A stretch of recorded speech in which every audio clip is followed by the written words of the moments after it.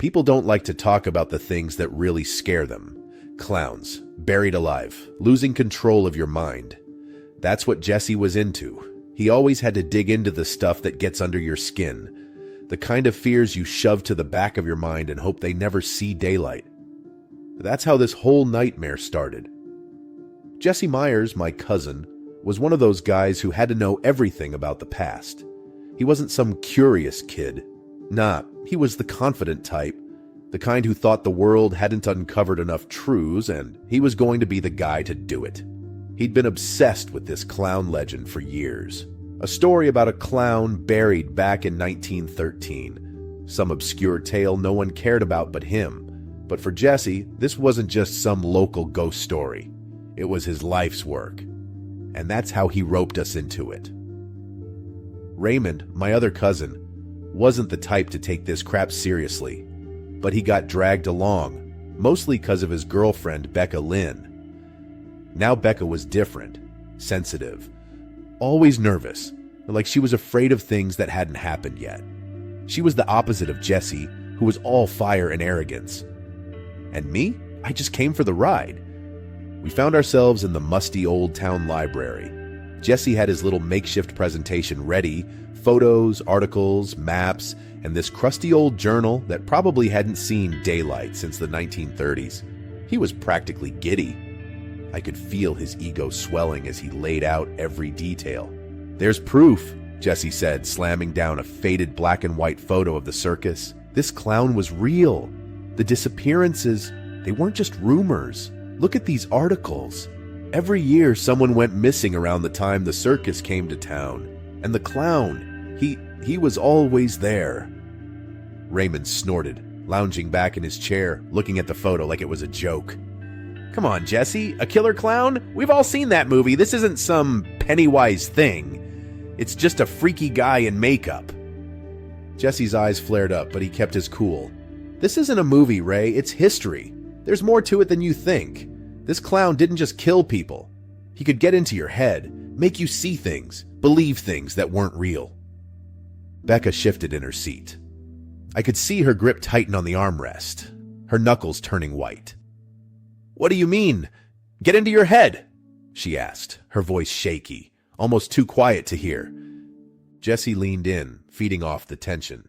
He could mess with people's perceptions. They'd go crazy, start seeing things that weren't really there. Some of the reports say they'd lose days, maybe even weeks. People would end up in asylums, swearing they saw him in their dreams. Raymond rolled his eyes and made some dumb joke about clowns being nightmare fuel, but I could tell Becca wasn't laughing. She was swallowing down something. Fear, maybe. Or dread. Maybe both. It wasn't until Jesse pulled out an old map that things got real. He'd been holding on to it like it was gold. This map, it supposedly led to the clown's gravesite. Yeah, that's right. Jesse had found where this freak was buried. Somewhere outside town, in the woods. "I've got the location," Jesse said, his voice dead serious. "We're going tonight." Raymond scoffed. "Tonight? Man, you've really lost it." But Jesse's eyes didn't waver. "You don't get it, Ray. This is history. We're going to be the ones who discover it. No one else knows about this. It's us or no one." Becca glanced at me, her face pale. She wasn't buying into it, but she wasn't backing out either. Maybe she didn't want to look weak in front of us, or maybe she was just too scared to say no. Either way, we were all in. And just like that, we were headed for the gravesite of a killer clown that could mess with your mind. There wasn't time to back out or think too much about it. Jesse didn't leave room for that. We headed into the woods that night, the air colder than usual, biting at our skin as we walked deeper into the trees. Jesse led the way, all fired up, practically sprinting like he couldn't wait to get his hands on whatever was buried out there. Raymond dragged his feet, muttering under his breath, "Bored already." Me? I felt like every shadow was watching us, crawling up my spine. But I didn't say anything. Not yet. The woods weren't exactly where people wanted to be, especially at night. This place was where the town buried the people it didn't want to deal with anymore. Outcasts. Troublemakers. The ones nobody wanted to claim. I couldn't help but think we were just as out of place here, messing with things we shouldn't be. But Jesse, he was so damn excited, like he was on the verge of discovering some life-changing secret. And Raymond, well, he was just following Becca, like always. We finally reached a clearing, and I knew it was the place. Jesse had that damn map memorized, and the spot matched perfectly. He stopped and grinned, his eyes lit up like a kid on Christmas morning. But me? My gut was twisting itself into knots. It wasn't just the dark, the cold, or the woods themselves. It was the feeling that we weren't alone, like something was standing just out of sight, waiting. Becca wasn't saying anything, but I could tell from the way she kept biting her nails and glancing around that she felt it too. Raymond, of course, laughed it off, cracking jokes about how creepy the whole scene was, but not straying far from Becca's side. He was always the smartass, never taking anything seriously until it bit him in the face. Jesse didn't waste any time. He dropped to his knees and started pawing at the ground like a man possessed. He was so sure this was it, the spot where they'd buried the clown. At first, it looked like any other patch of earth, until we noticed the ground was softer here, like it had been disturbed recently. My heart was pounding, and I couldn't take my eyes off Jesse's hands, clawing at the dirt with this manic energy. It was like he was digging his way to something that was pulling him in. Raymond stood off to the side, rolling his eyes, clearly done with the whole thing, but feeling obligated to stay. "This is ridiculous," he muttered, but he wasn't going anywhere. Not with Becca standing there, her arms wrapped around herself like she was trying to hold herself together. I could see her shaking, though whether from the cold or fear, I couldn't tell. Then Jesse hit something. He paused for just a second before going at it even harder, scraping away the last of the dirt until he uncovered it, an old iron box rusted and covered in grime. It wasn't a coffin like we'd expected. The weird thing was, the dirt around it looked too fresh, like someone had just buried it, not 100 years ago. Jesse pried open the box with a crowbar he'd brought along, because of course he had, and there it was, old, rotting clown clothes, and a mask. Not just any mask, but a full face one, with a grotesque smile painted on it. The paint was chipped and cracked, but the smile, that damn smile, looked like it had been waiting for us. Becca took one look and backed away so fast I thought she was going to run. Her whole body went stiff, her eyes wide with that same fear I'd been feeling since we got here. But Jesse? He looked like he'd found the Holy Grail. He held up the mask, examining it like it was a piece of art or something, totally oblivious to the fact that we were standing in the middle of the woods at night, messing with something that had no business being unearthed. "Raymond?" He just grimaced. "That's disgusting, man," he said, but he didn't move either. No one did. I couldn't shake the feeling that we were way over our heads. I didn't know what was worse, the fact that we'd found something, or the fact that Jesse seemed so damn happy about it. The mask stared back at us with that painted grin, like it knew something we didn't. And that's when I knew. Whatever we were looking for, we'd found it, and it was going to follow us home. Jesse held the clown mask up, turning it over in his hands like he'd just found buried treasure. The smile, that grotesque, painted grin, stared back at us, frozen in place. It felt wrong, standing there watching him handle something that seemed like it should have stayed buried forever. The air felt thicker now, harder to breathe, like the forest was closing in on us. Raymond, always the smartass, tried to break the tension. "So what's the plan, Jess? You gonna put that creepy thing on and start juggling or something?" His voice was casual, but I could hear the edge in it, like he was starting to feel the weight of this whole messed up situation. Jesse smirked, eyes gleaming with that overconfidence of his, and held the mask out toward Raymond. "Why don't you try it on, Ray? Maybe it'll make you funnier." Raymond took a step back, laughing, but it wasn't real. I knew my cousin. He was trying to play it cool, like always. but there was something about that mask that got under his skin. Yeah, no thanks, man. I've got enough problems without looking like a psycho clown. His joke fell flat, and we all felt it, the growing tension between the two of them. Jesse was pushing, trying to make Ray crack, and Ray was holding on to his usual sarcasm to keep from admitting he was freaked out. And then, out of nowhere, Becca stepped forward. Becca, the one who'd been standing off to the side, quiet and trembling, reached out and took the mask from Jesse's hands. It didn't make sense. She was terrified. We all knew that. But something was pulling her in. She didn't say a word as she held the mask, her fingers brushing against the cold, rusted edges. It was like the mask was alive, like it was reacting to her touch. I saw her shiver, and her face twisted into this expression of confusion and fear, like she didn't know why she was doing this but couldn't stop. "Becca?" I said, but my voice came out weak, like I wasn't really sure I wanted her to stop. Jesse stood there, watching with that same fascination he always had when he was about to discover something big. He wasn't seeing Becca's fear, her hesitation. He only saw the mask.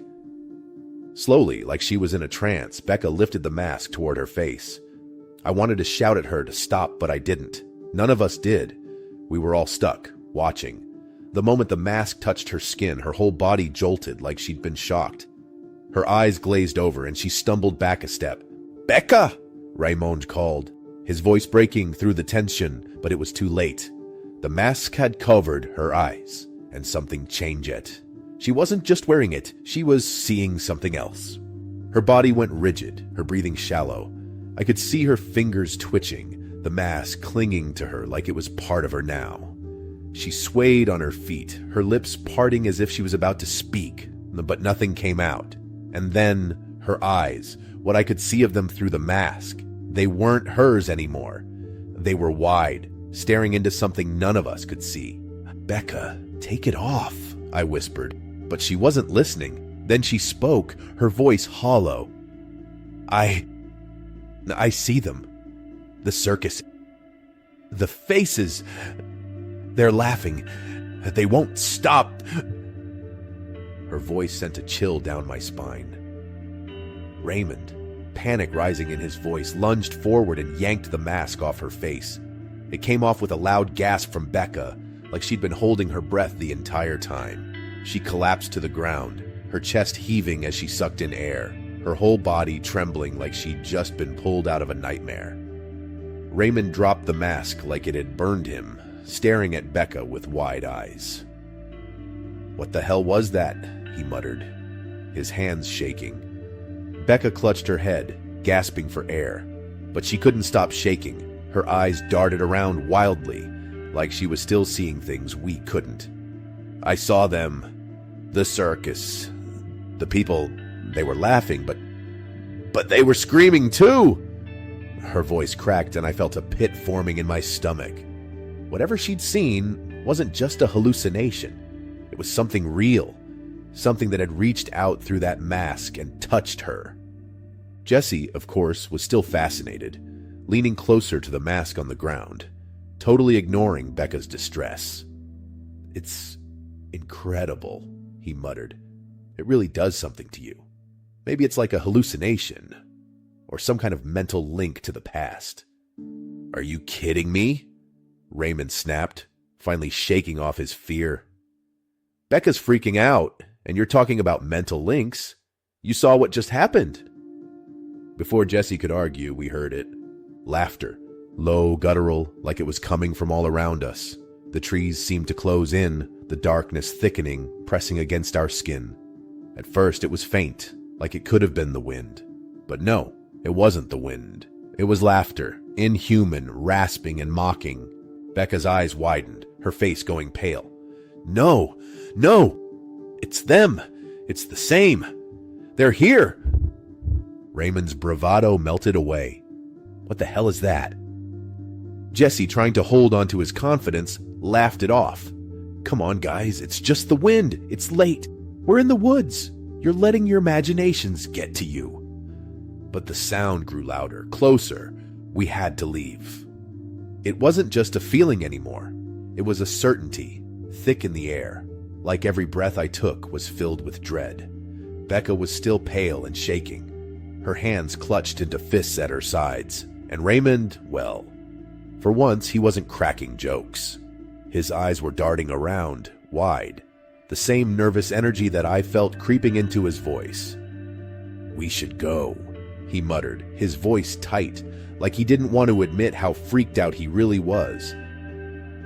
Jesse, though, he stood there, staring at the mask on the ground like it still had something to offer. His arrogance hadn't slipped yet, but there was a new edge in his voice, a crack that hadn't been there before. "We can't leave. Not yet. We're close to something." He sounded less sure of himself than usual. He wasn't grinning anymore. "Close to what?" I snapped, more to break the tension than because I actually cared. But my voice sounded different too. Shaky, not as tough as I wanted it to be. The laughter was still there. Quiet at first, but it followed us. No matter which way we walked, we couldn't shake it. The trees looked the same, no matter what direction we headed. We'd walk for what felt like ages, but we kept ending up right back where we started, at the gravesite. That damn iron box still open, the mask still sitting there with its grotesque smile, like it was mocking us. Raymond was sweating now, his bravado long gone. "Okay, this isn't funny anymore. Something's seriously wrong." Jesse finally was starting to crack. "I don't get it," he muttered, rubbing the back of his neck. "This doesn't make sense. We should be out by now." He looked around like the forest was playing tricks on him, which maybe it was. Becca hadn't said much since she'd collapsed earlier. She just kept looking over her shoulder, her face drained of all color, her body tense like she was ready to bolt. "Please," she whispered, almost too quiet to hear. "We need to go." Jesse pushed forward again, his steps more hurried now, like he was trying to outrun whatever was closing in on us. But I could see it in him. His confidence was slipping, the smugness fading, replaced with the same fear the rest of us felt but didn't want to admit. And that laughter, it was louder now, almost taunting, like it knew something we didn't. Raymond kept glancing to the side, his eyes narrowed. "Did you see that?" he muttered, more to himself than anyone else. I didn't even ask him what he was talking about. I didn't want to know. But I saw it too, flashes of red darting between the trees, too fast to be human. He didn't mention it again. Probably didn't want to freak Becca out any more than she already was. We kept walking, kept trying to push forward, but every path we took led us straight back to that cursed box. My heart was pounding in my chest, and I could feel the panic rising, suffocating, like we were trapped in some kind of loop, running in circles. No matter how far we went, it always brought us back. And then Jesse stopped. I nearly ran into him, so focused on getting out that I hadn't noticed he'd frozen. He was standing right in front of the box again, staring at it, like he hadn't seen it before. He didn't move, didn't say anything, just stood there, rubbing his temples like his head was splitting open. "I can't stop hearing it," he whispered. His voice was hollow, broken. The laughter, whatever it was getting to him. Raymond stepped forward, his voice desperate now. "We need to go, man, like right now. I don't care about your stupid clown anymore. This place is messed up." But Jesse didn't move. He stood there, hands on his head, his face twisted in pain. "I can't." He started, then stopped. His whole body was trembling, and for the first time since we got here, I saw real fear in his eyes. He wasn't the confident leader anymore. He wasn't the guy who had all the answers. Becca stepped forward, her voice cracking with panic. "Jesse, please, we have to leave. We have to get out of here." But Jesse didn't even look at her. He was staring down at the box, his face pale, his eyes wide. And the laughter, it wasn't just coming from the trees anymore. It was coming from him. A low, guttural sound, rising from deep in his chest. It wasn't his voice, not really. It was like something else was inside him, laughing through him. He clutched his head, his fingers digging into his scalp, his whole body shaking. Becca backed away, her face twisted in horror. Jesse, she whispered, but he didn't respond. He couldn't. Jesse's body started jerking, his limbs flailing like he was a puppet on strings, pulled by something we couldn't see. His mouth hung open, but the sounds coming out weren't human. Low grunts and groans, like whatever was inside him was testing out his voice. Becca screamed, the kind of scream that makes your blood run cold, and grabbed Raymond's arm. "Do something!" she yelled, her voice shaking so bad it sounded like she was falling apart. But Raymond just stood there, frozen in place, his eyes locked on Jesse, wide and terrified. I could see his hands trembling, fists clenched at his sides, but he didn't move, didn't say a word. He was stuck, too scared to do anything. Jesse's eyes rolled back in his head, his body convulsing harder. His voice shifted. It wasn't his anymore. It had dropped, deep and gravelly, like something was speaking through him. And then the laughter started again, low and guttural, rumbling up from deep inside him. That laugh, it wasn't Jesse's, it was the clown's. Raymond snapped out of it and lunged forward, grabbing Jesse by the shoulders and shaking him like he could snap him out of whatever was happening. "Jesse, snap out of it!" he yelled, his voice cracked with desperation. But the laughter, it only grew louder, echoing through the trees, like it was mocking all of us. Becca collapsed onto the ground, sobbing uncontrollably. She clung to Raymond's leg, her nails digging into his jeans, her whole body shaking like she was going to come apart at the seams. "It's him!" she choked out between sobs, barely able to get the words out. "The clown! He's inside Jesse! He's in him!" Raymond looked down at her, panic flashing in his eyes, but he couldn't do anything. Jesse was still laughing, his whole body writhing on the ground like it was fighting against itself. He finally collapsed, hitting the dirt with a sickening thud, still laughing like he'd heard the funniest joke in the world. But it wasn't just one voice anymore. It was a chorus. Voices layered on top of each other, each one laughing, mocking us. Raymond's face twisted in fear as he shouted at Becca, "Help me, we've got to do something!" But Becca was too far gone, her hands clutching her ears like she was trying to block out the laughter, tears streaming down her face. I could see her mouthing words, but nothing came out, just the silent scream of someone who'd lost all hope. The laughter was inside her head now, I could tell. It was in all of us. It wasn't just something we were hearing. It was crawling through our thoughts, twisting our minds, filling every inch of us with that sound, that horrible, mocking sound. Raymond, in a panic, grabbed Jesse's limp body and started dragging him back toward the iron box. He stumbled, almost tripping over his own feet, but he kept going, muttering to himself, "We have to put it back! We have to put it back! Maybe it'll stop if we—" Becca stumbled after them, barely able to stay on her feet. Her legs buckled, and she fell hard, but she dragged herself up again, her eyes locked on Jesse's twitching body. There was no fight left in her, just pure terror driving her forward. Raymond dragged Jesse's limp body toward the iron box, his breath coming in ragged gasps. His heart pounded so hard he thought it might burst, but he wasn't stopping. Not until he got that mask back inside the box, back where it belonged. Jesse's laughter had turned into a sick chorus of voices, blending with the trees, the wind, everything. It wasn't just coming from him anymore. It was in all of us. Raymond threw the mask into the box and slammed the lid shut. For a second, everything stopped. Silence. Just the quiet of the forest, like the nightmare was over, like maybe they'd done it. Maybe locking the mask away had broken whatever curse it carried. Jesse's body went limp, the twisted grin fading from his face. His head lolled to the side, and for the first time in what felt like hours, Raymond let out a shaky breath. "It's over," he muttered, like he needed to hear it to believe it. But then he turned toward Becca. She was standing still, too still, and that's when he saw it. Her face. Her grin stretched impossibly wide, the edges of her mouth pulling back unnaturally, her eyes dull, glazed over, glowing faintly with something sinister. Her body wasn't trembling anymore. She was calm, too calm. "We buried him in 1913, Becca whispered, her voice cold, distant, not her own. "But he never really left." Raymond felt his stomach drop. Becca wasn't Becca anymore. The clown, it had moved. It wasn't inside Jessie. It was inside her now. No, Raymond muttered, stumbling back, shaking his head as if denying it would change something, anything.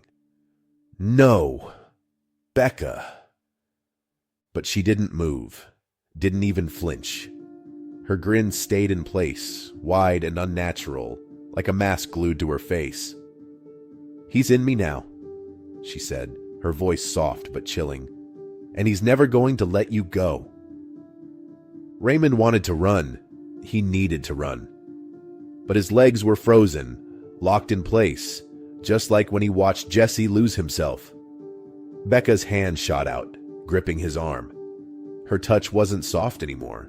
It was like iron, hard and unbreakable. "You can't leave," she whispered, leaning in close. Her breath was cold against his ear. "He'll never let you leave." The laughter started again, low and menacing, growing louder and louder, but it wasn't Jessie's anymore. It was hers. Becca's lips curled as the sound came out of her, laughter that didn't belong to her at all. That same cruel, mocking laugh.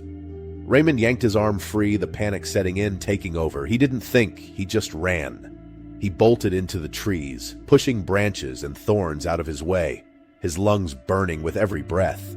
The forest was a maze, twisting and turning, the trees blending together like they were moving, closing in on him. The laughter followed, echoing through the trees, growing louder no matter how fast he ran. "Come back, Raymond," Becca's voice called, sweet and sinister, like she was playing with him. "He's waiting for you." Raymond didn't stop. He couldn't. His legs kept moving, his chest tight, but no matter which direction he ran, it was like he was trapped. The trees all looked the same, every path leading him back to the same place. The grave site. He stumbled into the clearing, his feet catching on the roots, and fell to his knees. His body felt like it was collapsing, breathless, broken. The iron box was there, undisturbed, the same as before. But he couldn't move, couldn't run anymore. His body was failing him, and the laughter, his own laughter, started to bubble up in his chest, uncontrollable. It was happening to him, just like it had happened to Jessie, just like Becca. Raymond clutched his head, trying to fight it, but it was no use. The laughter was inside him now, spreading like a disease, taking over every part of him. He couldn't stop it. His body shook, the sound rising in his throat, spilling out in sick, twisted fits of laughter. His vision blurred, the world around him shifting, warping. The trees twisted into grotesque shapes and the sky darkened, the shadows growing longer, deeper. And then he saw it. The clown. Tall, grinning, waiting. Its eyes glowed red from the darkness and its smile stretched wider, impossibly wide, as it stepped toward him from the shadows. Raymond wanted to scream, to beg, but all that came out was laughter, his own voice mixing with the echoes of Jessie's, of Becca's, all of them consumed by the same thing. The clown reached out, its long fingers curling toward him, its smile growing wider, and Raymond couldn't resist. He stood up like something was pulling him forward and stepped into the darkness toward the clown.